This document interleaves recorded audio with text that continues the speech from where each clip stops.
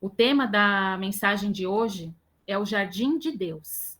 E eu quero compartilhar com vocês algum desses jardins que são citados na Bíblia, que foram de grande importância para a criação humana, para a libertação dos nossos pecados, para a nossa redenção e para a nossa morada eterna.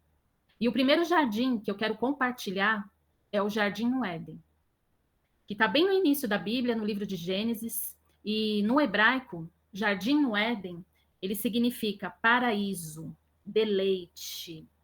E para iniciarmos, eu quero compartilhar que eu fiquei muito impressionada que a criação do homem, ele se iniciou em um jardim. E esse jardim, ele foi criado por Deus no Éden, para que Adão convivesse com ele e entre toda a sua criação. E foi no jardim no Éden que Adão e Eva mantinham um relacionamento com o Senhor. Eles viviam em paz e em comunhão com ele. E Deus fez esse jardim, esse paraíso, para que ambos cuidassem dele e de tudo que ele havia criado. Assim como está escrito no livro de Gênesis, no capítulo 2, nos versículos 8 e 9, que diz assim: E o Senhor Deus plantou um jardim na direção leste no Éden, e ali ele colocou o homem, a quem havia formado.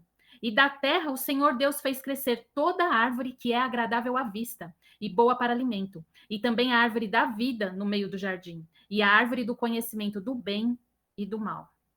Percebam que aqui Deus menciona que ele plantou um jardim para Adão, para que o Adão cultivasse, cuidasse e que ele fosse o jardineiro.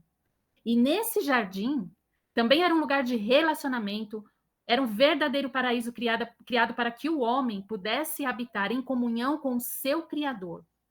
E no jardim haviam duas árvores muito significativas que a Bíblia menciona: a árvore da vida, que representa a vida eterna, e a árvore do conhecimento do bem e do mal, que simboliza a capacidade de discernir entre o bem e o mal. E para que Adão não ficasse só no jardim, Deus criou a mulher como sua ajudadora, como sua auxiliadora, e disse que eles poderiam comer de todas as árvores, com exceção da árvore do conhecimento do bem e do mal. E ainda alertou que se eles comessem, eles morreriam. Então foi lá no jardim do Éden que Deus estabelecia no meio da sua criação a obediência a ele, o livre-arbítrio e as forças do mal contra toda a humanidade. E foi um ato de desobediência a Deus, a liberdade usada de forma errada, que causou o domínio das trevas sobre Eva e Adão. E sabe o que é impressionante? Que muitos falam, né, que a culpa é da Eva. Mas se vocês lerem o livro de Gênesis, no capítulo 3, fala que os dois estavam juntos quando a serpente ofereceu o fruto. E no jardim no Éden, o Adão, ele era responsável pelo jardim. Deus deu para que ele cultivasse, para que ele tomasse conta. Ele era o jardineiro. Mas ele foi expulso do jardim da comunhão, do jardim do deleite, para que eles também não comessem da árvore da vida. Porque se eles comessem, eles também viveriam eternamente. E no capítulo 3 de Gênesis, no versículo 23, diz assim: O Senhor Deus, portanto, o lançou fora do jardim do Éden, para cultivar a terra da qual fora tomado. Então Deus, ele tomou de volta o jardim do Adão e passou a ser o jardineiro, passou a cultivar aquela terra. E ele colocou nos portões do jardim anjos, querubins, com espadas flamejantes, para que eles guardassem todos os lados da árvore da vida. E esse ato também trouxe a separação de Deus conosco. E todo o sofrimento no mundo foram consequências da desobediência de Adão e Eva. E foi também no Éden que o homem também demonstrou a sua total incapacidade de governar sobre a criação divina de Deus, pois tudo que Deus criou foi para que nós governássemos. O jardineiro daquele paraíso, o qual ele havia criado, deveria ter sido o homem, deveria ter sido Adão. E a esperança para a restauração e a comunhão entre Deus e a humanidade novamente seria através de Jesus. E através do seu sacrifício na cruz, porque foi com a morte de Jesus naquela cruz que trouxe a esperança novamente de habitarmos de volta no jardim de Deus, no paraíso preparado por Ele, onde teremos acesso também à árvore da vida, que nos garantirá vivermos eternamente com o Senhor. E o segundo jardim que eu quero citar aqui para vocês, que a Bíblia também fala, é o Jardim do Getsêmani, também conhecido como o Monte das Oliveiras. E o significado dele, no hebraico, é largar de azeite, prensa de azeite. E em Mateus, no capítulo 26, versículo 36, diz assim: Então chegou Jesus com eles a um lugar chamado Getsêmani e disse a seus discípulos: Sentai-vos aqui, enquanto eu vou ali orar.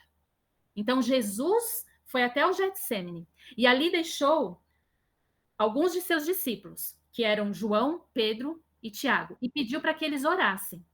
E ele voltou aos seus discípulos por 3 vezes. E as 3 vezes Jesus os encontrou dormindo.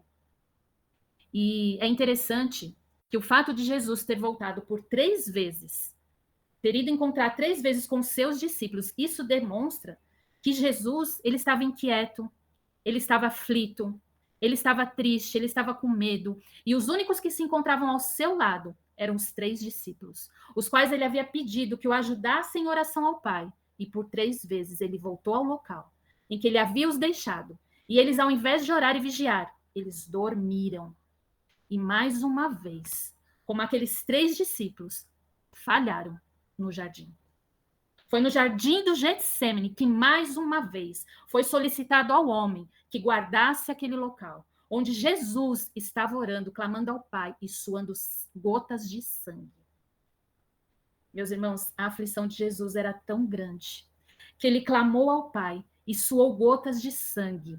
Ele estava então sofrendo antecipadamente tudo aquilo que ele mesmo sabia que iria enfrentar.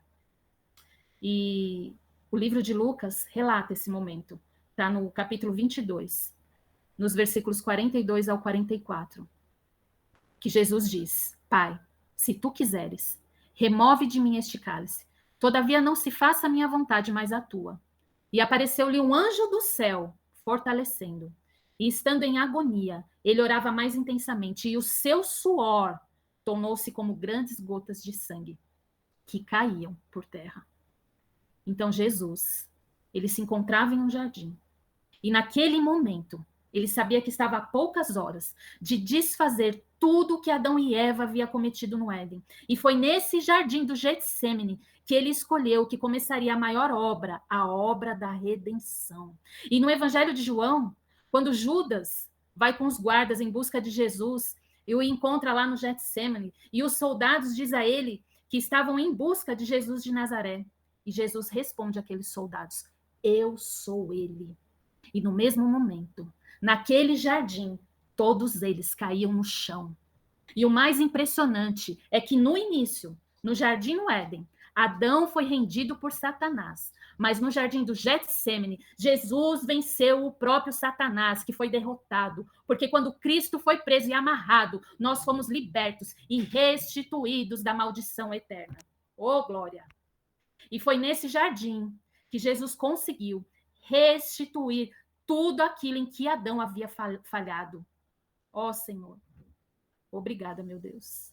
Obrigada pelo seu sacrifício. Obrigada pelo seu amor. Obrigada por carregar em seus ombros, em suas mãos, em sua cabeça, em seu corpo, os nossos pecados, as nossas dores. Não há nada, meus irmãos, nada que façamos que conseguiremos pagar esse alto preço que foi pago por Jesus. E o terceiro jardim que eu quero citar aqui é o jardim do túmulo. Lá em João, no capítulo 19, versículo 41, diz assim: Ora, no lugar onde ele fora crucificado, havia um jardim, e nesse jardim, um sepulcro novo, em que nenhum homem havia sido colocado. Então, logo depois da morte de Jesus, o seu corpo também é colocado dentro de uma rocha em um jardim. E é impressionante que a primeira pessoa que vai até o túmulo de Jesus e percebe que a pedra do túmulo tinha sido removida foi Maria Madalena. E ela diz a Pedro que levaram o corpo de Jesus. E Pedro, ao chegar ao túmulo, junto com João, percebe que os panos que estavam envolto de Jesus não se encontravam mais lá. Mas como eles não sabiam que Jesus havia de ressuscitar, eles voltaram, cada um para a sua casa. Mas Maria Madalena ficou ali, parada e chorando, do lado de fora daquele sepulcro. E enquanto ela olhava para o lado de dentro, ela viu 2 anjos de branco. E eles perguntaram para ela por que ela estava chorando. E ela respondeu que era porque levaram o seu Senhor. E lá no livro de João, no capítulo 20, nos versículos 14 e 15, diz assim: E ela, tendo dito isto, voltou-se para trás e vê Jesus em pé. Mas ela não reconheceu que era Jesus. Então Jesus diz a ela: Mulher, por que tu choras? A quem procuras? E ela, supondo que fosse o jardineiro, disse-lhe: Senhor, se tu o levaste, dize-me onde tu o puseste, e eu o levarei. E quando Jesus a chamou pelo nome, ela o reconheceu. Da mesma forma que aconteceu com aqueles discípulos no caminho de Emaús. Quando eles chegam na venda, que eles estão ali conversando com Jesus, e o caminho inteiro eles não reconheceram que era Cristo. Mas quando Jesus parte o pão e dá a eles, eles reconhecem que era Jesus. E se você refletir, por que Maria Madalena reconheceu Jesus quando ele a chamou pelo nome? E por que aqueles discípulos em Emaús reconheceram Jesus quando ele partiu o pão? Porque havia entre eles, meus irmãos, uma intimidade. Havia entre eles um relacionamento. Mas percebam que ali no jardim do túmulo, Jesus se apresentou a Maria Madalena como um jardineiro. E, na verdade, Jesus, ele é o nosso jardineiro. Porque foi a partir da sua morte e ressurreição que o jardim começa a ser restaurado. Não mais por Adão, mas pelo último Adão, Jesus Cristo. E no livro de Romanos, no capítulo 5, no versículo 19, diz assim: Por causa da desobediência a Deus, de uma só pessoa, que foi Adão, muitos se tornaram pecadores, mas por causa da obediência de uma só pessoa a Deus, Jesus Cristo, muitos serão declarados justos. Então, meus irmãos, o primeiro Adão, ele desobedeceu a Deus no jardim no Éden e foi expulso. E Jesus, que é mencionado como o último Adão, a obedecer a Deus, se entregou para morrer na cruz, no jardim do Getsêmani, e ressuscitou, e foi reconhecido por Maria Madalena como jardineiro no jardim do túmulo. O primeiro jardineiro, que foi Adão, não conseguiu administrar o jardim de Deus. Ele falhou por não fazer a vontade de Deus, mas o último Adão, aquele que foi reconhecido como jardineiro, Jesus, decidiu fazer a vontade do Pai, e por meio dele todos nós fomos justificados com Cristo, e por meio dele alcançamos a salvação. Aquele que carregou as nossas tristezas, que levou as nossas dores, foi ferido pelas nossas transgressões, esmagados pelas nossas iniquidades. O castigo de nossa paz estava sobre ele, e pelos açoites que o feriram, nós fomos curados. Jesus Cristo, o jardineiro, foi oprimido, afligido, e a Bíblia fala que Deus se agradou feri-lo. Foi através dele, por meio de suas aflições, que o jardim de Deus foi recuperado e refeito. Jesus, ele assumiu a culpa de tudo aquilo que Adão não conseguiu fazer no Éden. E por meio dele, nós pudéssemos alcançar a nossa salvação. Aleluia. Entendam, meus irmãos, que por causa da queda do homem no Éden, o Espírito de Deus foi tirado da terra. E naquela época, somente alguns sacerdotes, reis e profetas tinham o privilégio de ter o Espírito de Deus com ele. Mas por causa do último jardineiro, do sacrifício feito na cruz, ele diz aos seus discípulos que eles receberiam poder quando viesse sobre eles o Espírito Santo, e eles seriam suas testemunhas até a última parte da terra. E foi dessa forma que quando Jesus subiu aos céus, ele não nos deixou só. Ele nos deixou o seu Espírito, que habita dentro de nós, que nos habilita a sermos jardineiros do teu reino, desse grande jardim que habitamos aqui na terra, sendo também suas testemunhas e revestidos de poder com toda a autoridade em seu nome. Oh, glória, aleluia, Jesus. E nós temos a responsabilidade de darmos continuidade ao grande jardim de Deus, sendo jardineiro do teu reino e fazendo obras até maiores, as que Jesus fez. E, sabe, eu comecei a refletir sobre esses jardins que a Bíblia menciona, que eu mencionei aqui para vocês. O jardim no Éden, o jardim do Getsêmani e o jardim do túmulo. E refletindo sobre todos esses jardins, me faz pensar e ter a certeza de que a todo momento o Criador tem tentado nos levar de volta ao jardim. Porque ele ainda deseja se relacionar com a sua criação. E ele deseja nos levar de volta ao plano original, à comunhão, ao relacionamento com ele, cultivando e guardando esse amor dentro de nós. Porque nós somos o seu jardim. E quando Jesus foi visto na representação de um jardineiro por Maria Madalena no jardim do túmulo, é essa função que ele ocupa em nós. No nosso jardim, porque é através do seu Espírito que ele consegue nos governar, que ele nos orienta, que ele nos direciona e nos faz discernir a administração desse jardim. Porque é dentro de nós que temos que cultivar esse relacionamento com ele. É dentro de nós que também temos que ter a responsabilidade de guardar esse jardim de Deus. E sabendo de tudo isso que eu mencionei a vocês, a primeira coisa que nós devemos fazer é voltar ao jardim de Deus todos os dias. Porque nós fomos criados para viver no seu jardim. E foi por meio do último Adão, Jesus, que nós temos hoje o livre acesso. Assim como eu falei, Jesus subiu aos céus, mas ele não nos deixou só.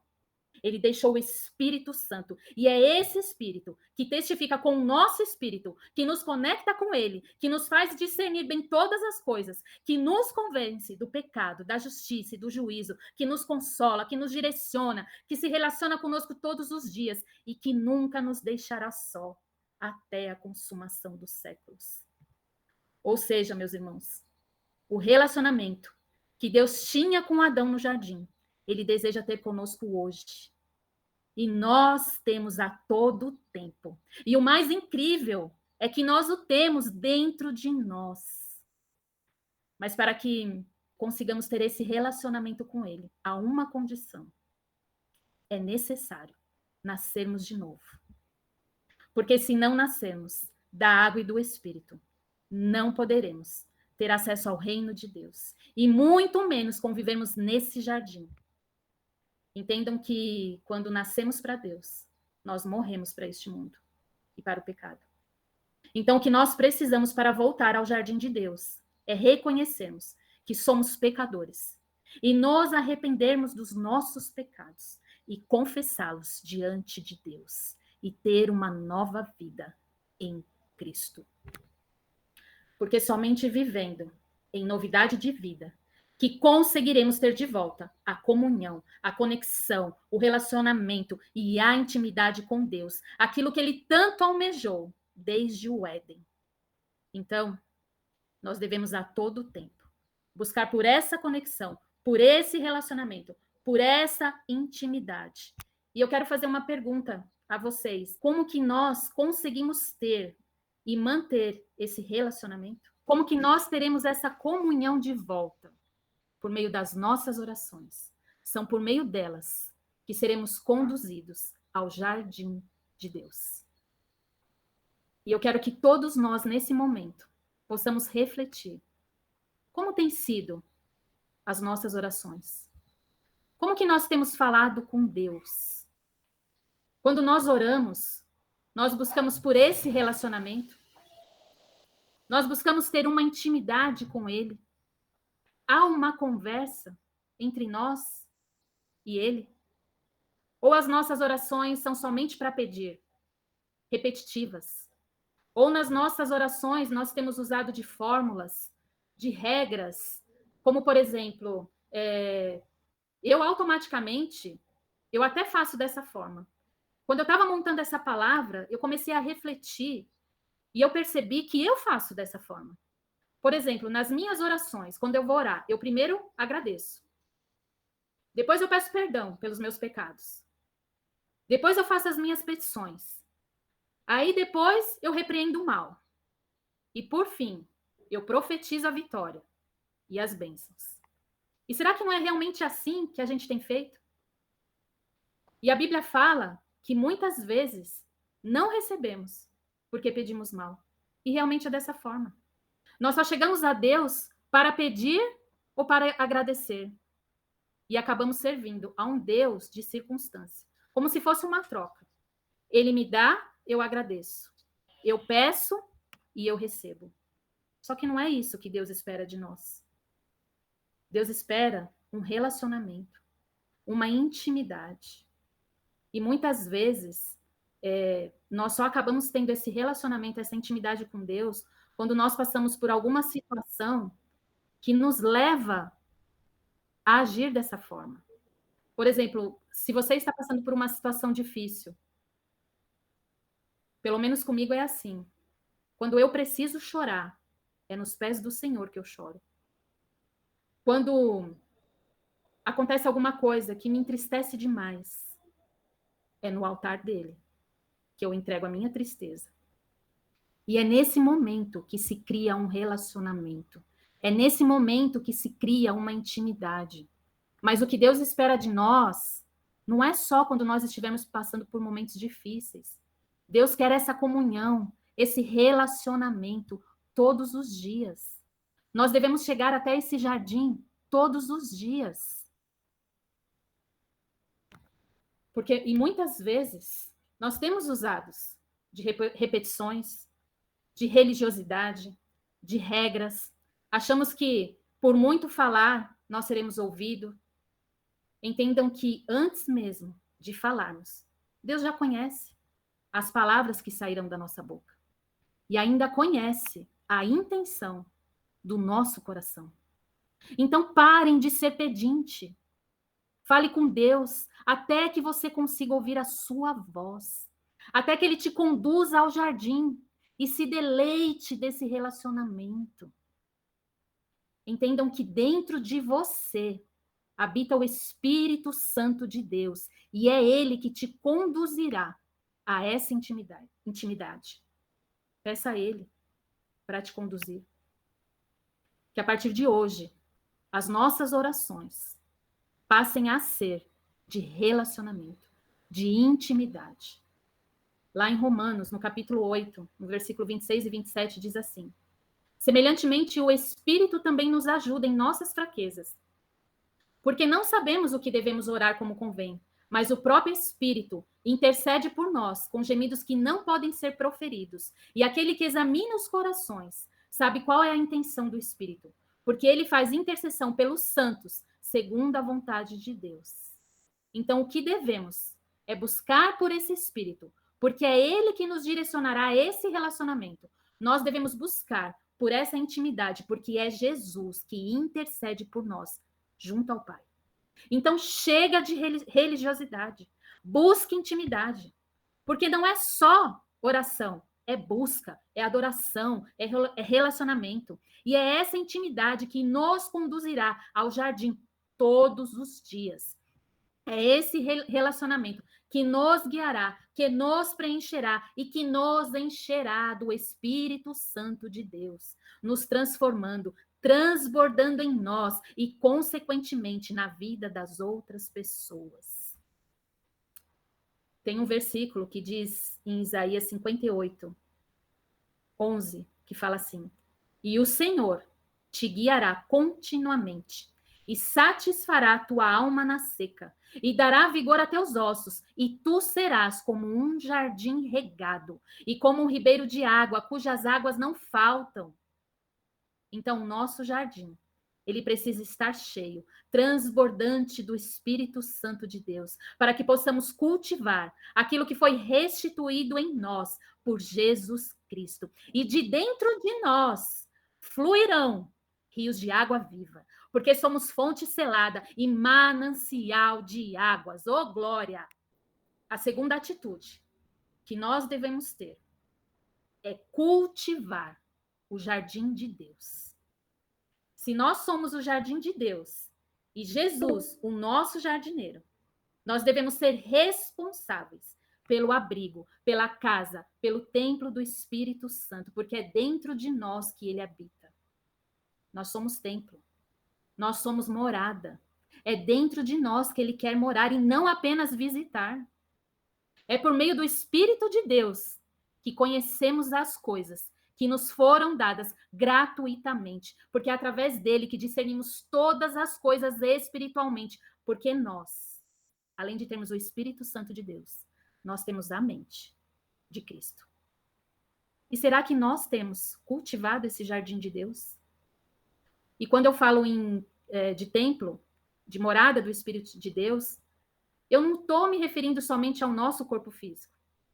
Eu estou me referindo também às nossas emoções, à nossa mente, à nossa alma. Como tem andado a sua mente? Como estão as suas emoções?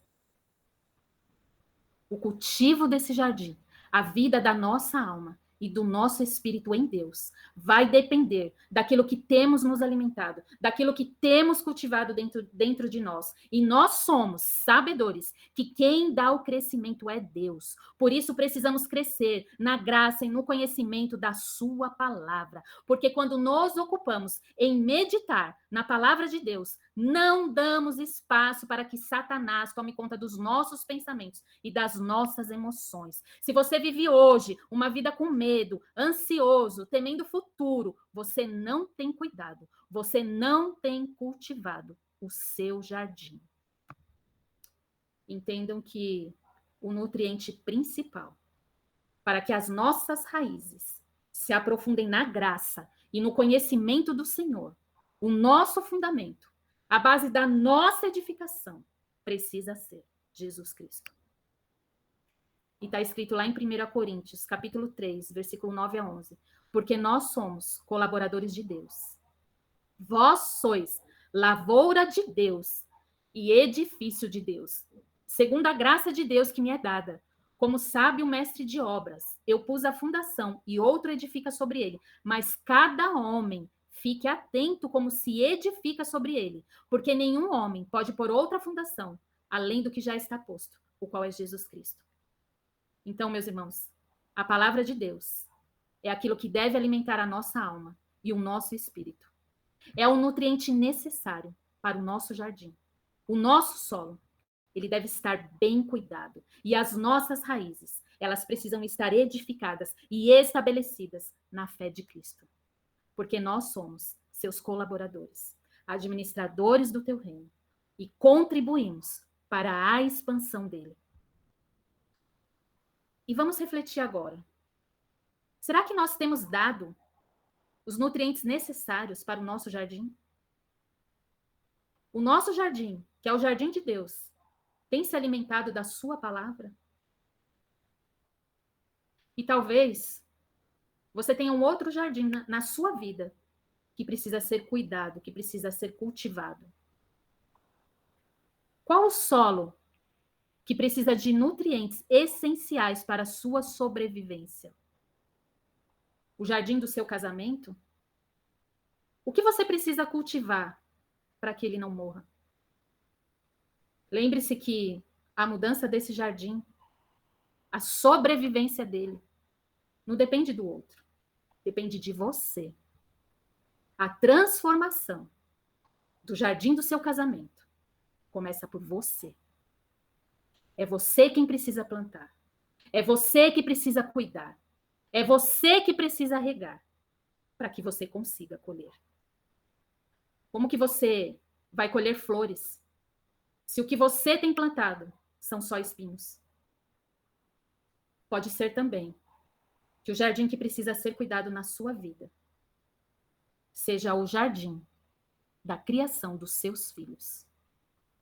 Talvez você esteja terceirizando os cuidados que devem ser seu. E eu não sei qual é o jardim da sua vida que está precisando de cultivo.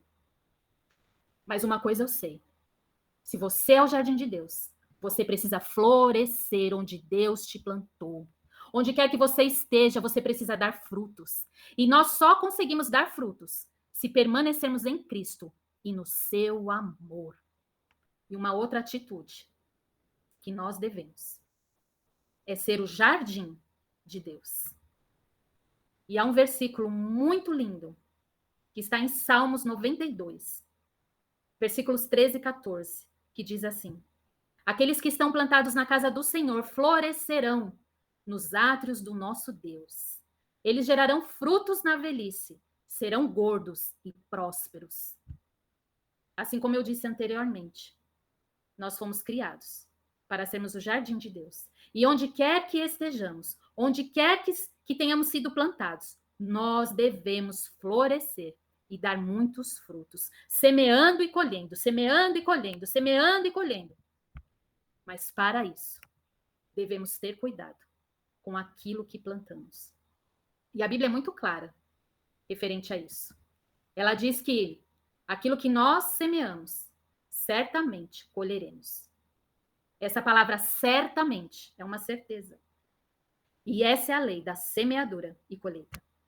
Então, a nossa melhor escolha é escolhermos semear em espírito, renunciando os nossos desejos, fugindo das nossas tentações, se conectando com o Espírito que está em nós. E lá em Gálatas, no capítulo 6, versículo 8 e 9, diz assim: pois aquele que semeia na sua carne, da carne colherá a corrupção, mas aquele que semeia no Espírito, do Espírito colherá a vida eterna. E não nos cansemos de fazer o bem, porque na estação certa colheremos e não desistirmos. Então a nossa escolha é fazer do nosso solo fértil para o plantio e, consequentemente, seremos transbordantes em nossa colheita. E entenda que a palavra desistir, meus irmãos, não faz parte do nosso vocabulário, e sim resistir. Resistir o dia mal, resistir à tentação, resistir à tribulação. São nesses momentos que demonstramos a quem cremos, a quem depositamos a nossa confiança, a nossa esperança e a nossa fé. E é nossa responsabilidade também exalarmos o bom perfume de Cristo, por onde quer que andamos. Portanto, se você quer ser o jardim de Deus, entendam que esse jardim, ele está totalmente relacionado com as nossas atitudes, com o nosso comportamento, a imagem que transmitimos e os frutos que são gerados por meio de nós. E para sabermos se realmente somos esse jardim, nós precisamos olhar para os nossos frutos. Porque os nossos frutos são o verdadeiro caráter que Deus espera de nós. E quando nós o agradamos, quando nós o obedecemos, nós demonstramos a Ele não somente a nossa fé, mas principalmente que nós o amamos. E eu não sei como está o seu jardim. E mesmo que você, nesse momento, possa estar vivendo no jardim no Éden, desfrutando apenas de alguns momentos com Deus, e esses momentos não têm sido suficiente para criar um relacionamento com Ele. Ou talvez você se encontre no jardim do Getsêmani, vivendo em meio à aflição, tribulação, ansioso, com medo, e nem orar você consegue mais. Eu quero deixar aqui para vocês algo de Deus, que está no livro de Abacuque, no capítulo 3, versículo 17 e 18, que diz assim: mesmo que a figueira não floresça, nem haja fruto nas videiras, ainda que o trabalho da oliveira falhe e os campos não produzam alimento, ainda que o rebanho seja cortado do seu aprisco e não haja gados nos estábulos, ainda assim regozijarei no Senhor, exultarei no Deus da minha salvação. Então, meus irmãos, tome uma atitude hoje. Volte ao jardim, cuide do solo e seja o jardim de Deus todos os dias, percorrendo a carreira, cumprindo a fé, até o dia em que habitaremos novamente com Ele, desfrutando da sua companhia no jardim celestial eternamente. E nesse jardim, Deus enxugará dos nossos olhos todas as lágrimas. Não haverá mais morte, nem choro, nem tristeza e nem dor. Os muros, os portões e os fundamentos serão de pedras preciosas, e a cidade toda em ouro puro. Não haverá lua e nem sol, porque a glória de Deus a iluminará. E o Cordeiro será a sua luz. E os portões nunca mais, nunca mais serão fechados de dia, porque ali não haverá noite. E só entrarão nele os que estão escritos no livro da vida do Cordeiro. E haverá também um rio puro da água da vida, claro como um cristal, que procede do trono de Deus e do Cordeiro, e no meio, e em cada lado do rio, estará a árvore da vida, que curará as nações, e nós veremos o Pai e o Filho, face a face. E eu quero terminar lendo para vocês 2 versículos de Apocalipse. E eis que eu venho rapidamente, e a minha recompensa está comigo, para dar a cada homem conforme a sua obra. Abençoados são aqueles que praticam seus mandamentos, para que eles tenham direito à árvore da vida e possam adentrar pelos portões da cidade. Então, meus irmãos, que todos nós possamos buscar estar no jardim de Deus todos os dias, mantendo um relacionamento com Ele, mantendo uma intimidade, uma comunhão com Cristo, porque é isso que Ele espera de nós, porque nós somos o jardim de Deus. Amém?